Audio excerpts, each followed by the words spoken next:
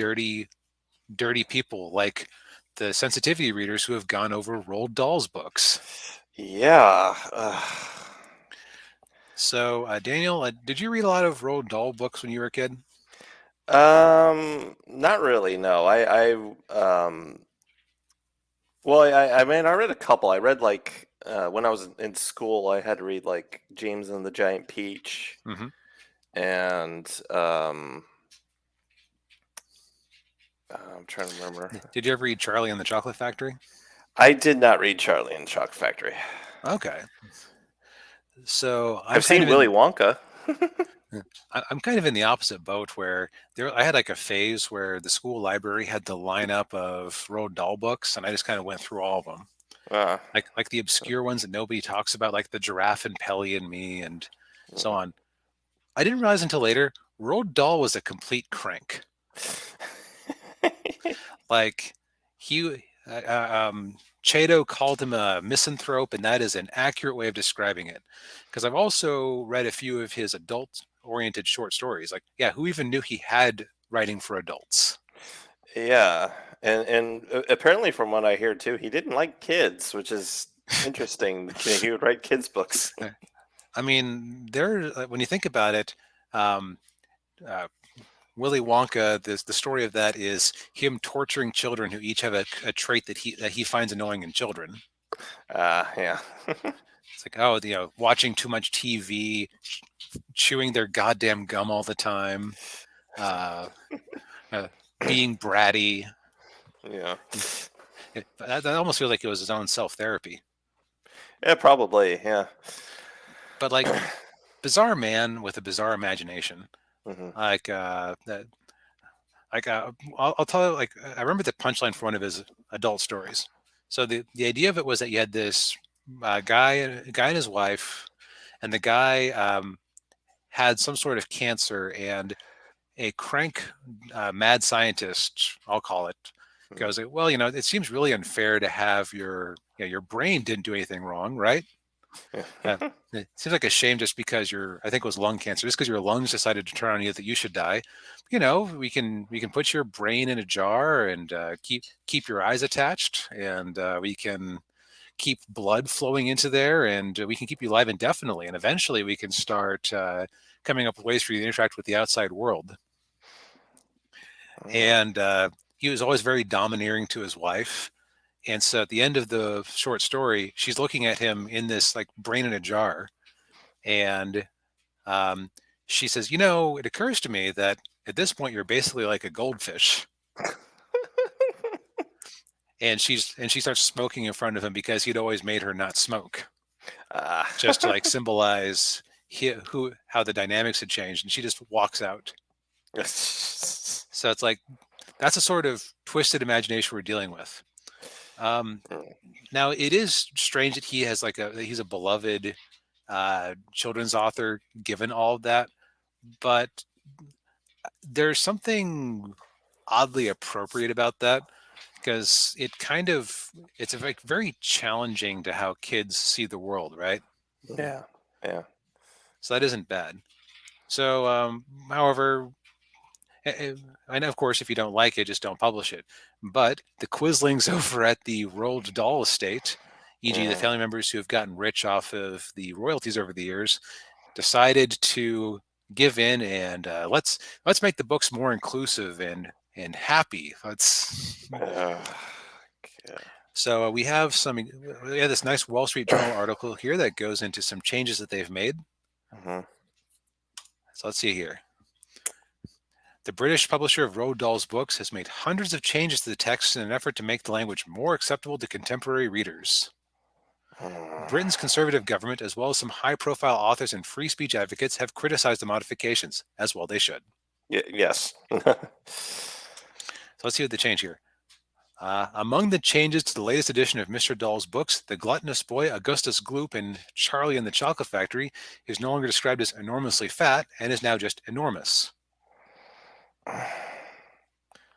Yeah, because the whole point of his book wasn't about how gluttony is bad and you look stupid when you eat too much. Yeah.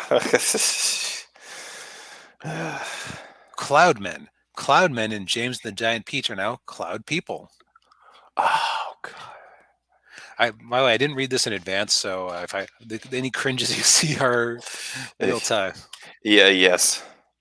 A reference in The Witches to putting people in a meat grinder is removed.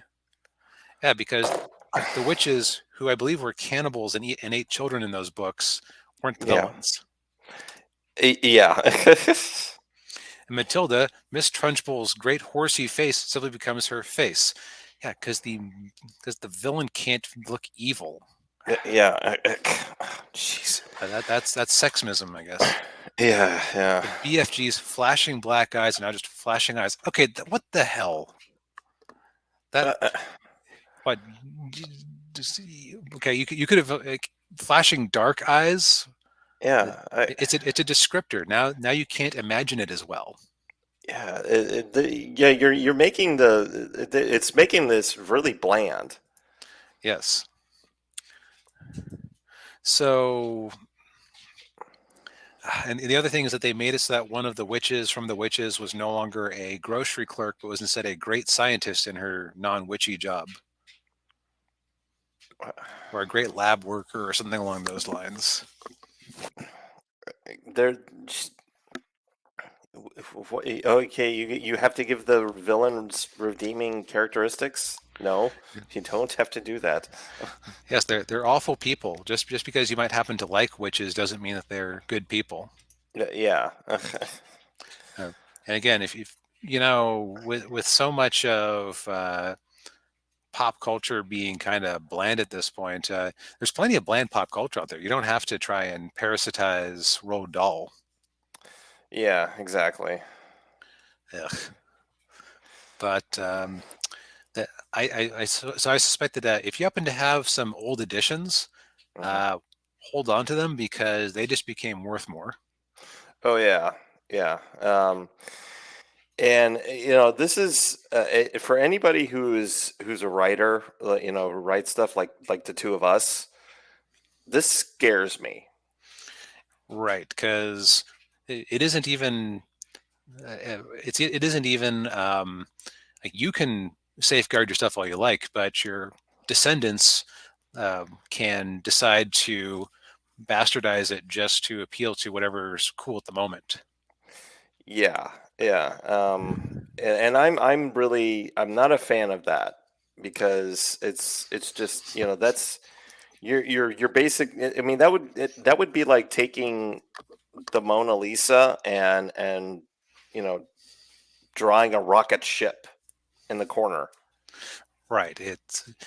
You've made a pointless addition.